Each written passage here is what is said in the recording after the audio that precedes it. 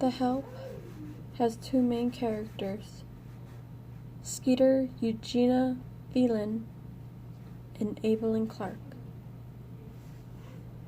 Skeeter is a young woman who had went away to college and came back to find her beloved nanny, Constantine, gone, who basically raised her. Evelyn Clark is a nanny who works for Elizabeth Leafolt and helps raise her kids and takes care of her house. She also has worked for other families in the past as a nanny as well. This story is based on these nannies and maids who have faced discrimination and unjust treatment within their own environment and work. Also, it shows the discrimination against women who pursue a different field than other than the 1950s view of women. There's also the other character named Minnie Jackson. Minnie Jackson is another maid who's more outspoken than Evelyn. She has lots of kids and takes very good care of them. However, she also faces abuse within the movie as well from her husband, who also forces his oldest daughter to quit school and work as a maid to pick up his slack for not being able to work. And one of the most cruelest characters in this movie is Hilly Holbrook. She's nosy, rude, and manipulating, and manipulates her friends and family. Another character is Cecilia Foote.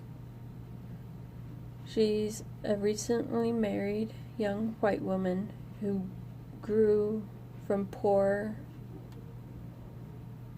backgrounds but married a rich young man named Johnny.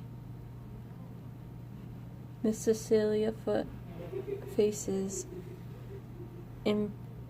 infertility and discrimination from the other white women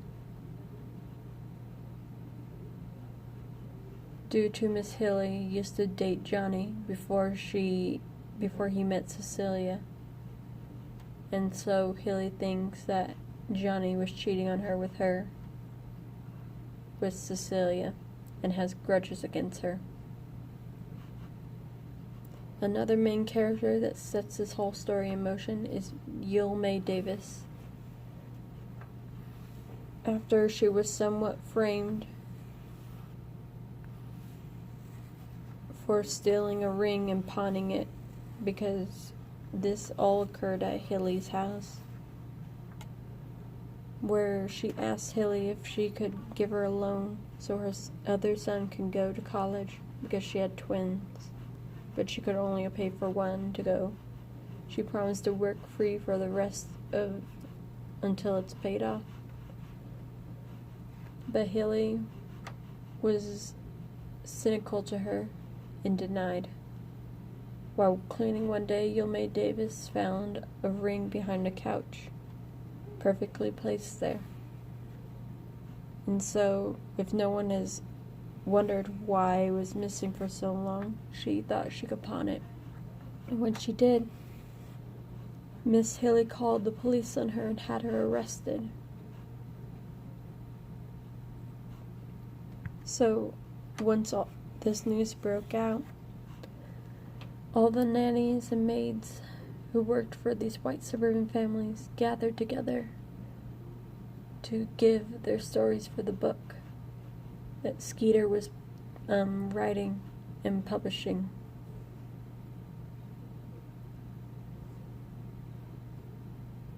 Another character is Stuart Whitworth. Stuart was friends with Hilly's husband and is set up with Skeeter multiple times, but ditches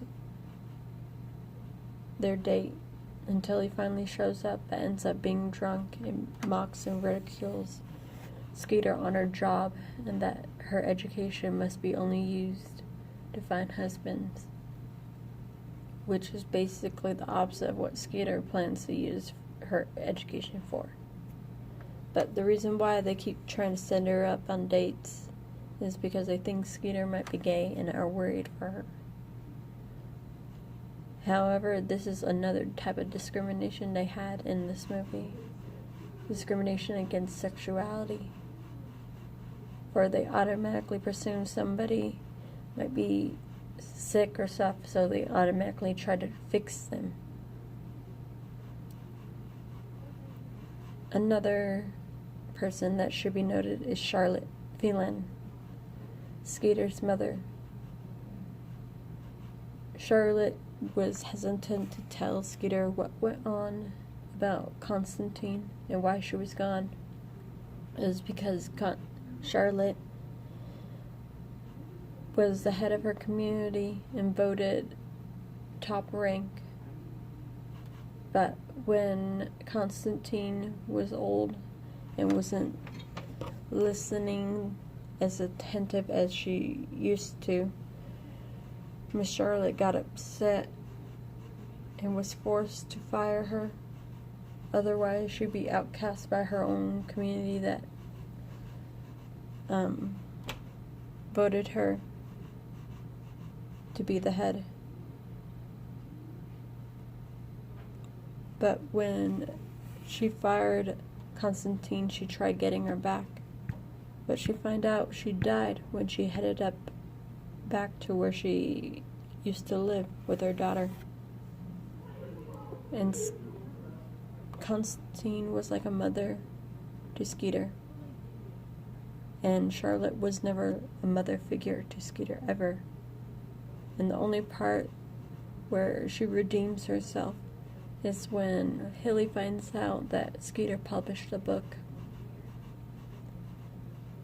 with her stories in there, and which embarrasses her. And Charlotte intervenes and says, "You need to get off my property right now," because she knows the secrets about Hilly and what happened with the pie and Minnie.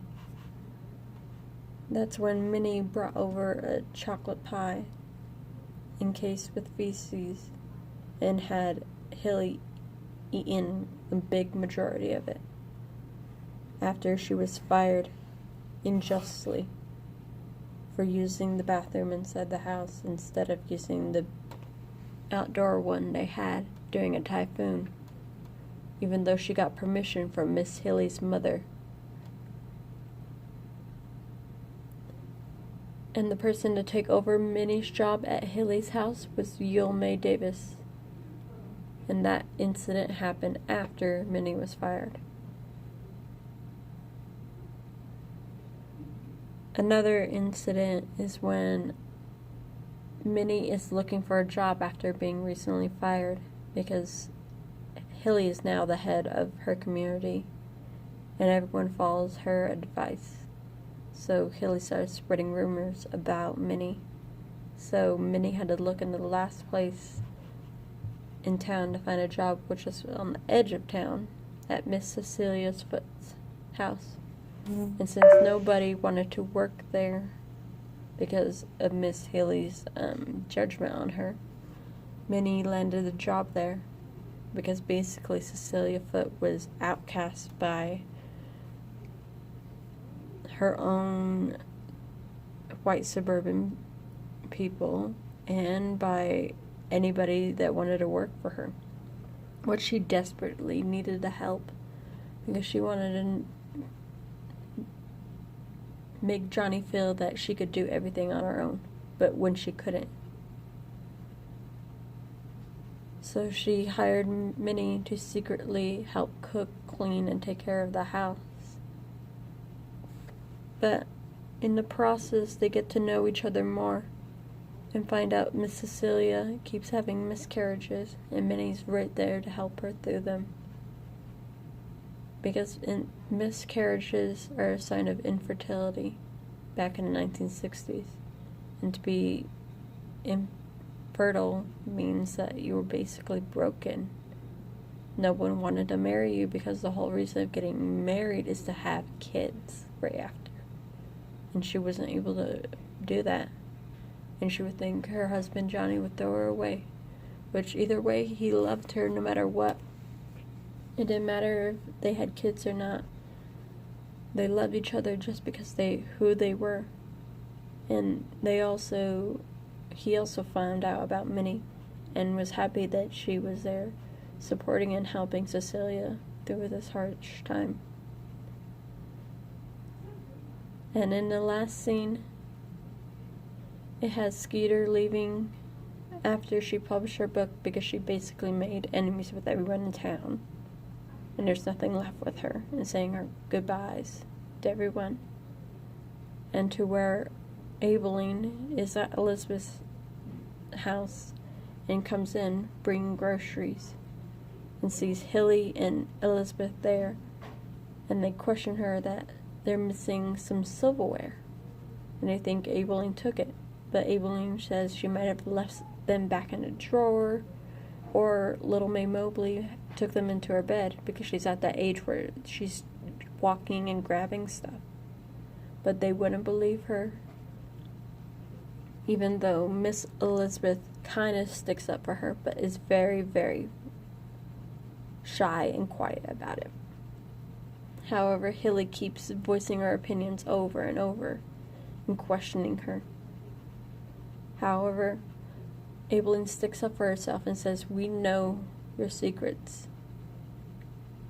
And that, aren't you tired of being so rude to people and judgmental?"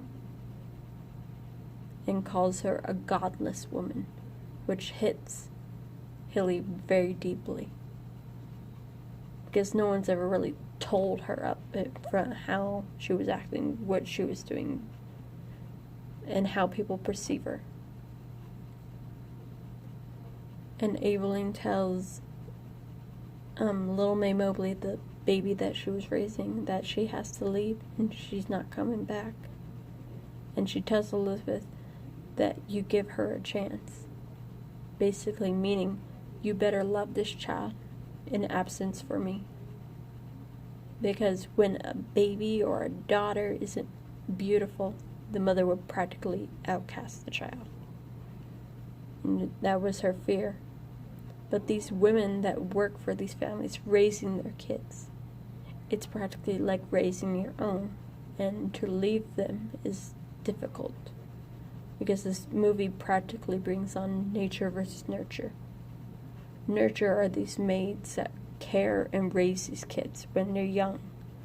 But the nature part is the outside forces, like their parents affecting them with ideas and beliefs and traditional ways of thinking. Some grow up to be just like their mothers, and some change, like Skeeter, who are affected by the people who raised them, like Constantine or Aibileen. And this shows the discrimination against these women and the harsh treatment they face every time they work. And it also shows the discrimination against women who choose to work and get a job and a career instead of a family. And that if they chose that career, they're judged. Their sexuality is just basically judged because of that. Because, oh, she's not looking for a man, she must be thinking about other things. That was the whole mentality back then in the 1960s. And The Help represents this in deep and emotional ways. And I would recommend this film for anybody, even if it was just to watch or be historically accurate when it came to the treatment of these women. But it was true.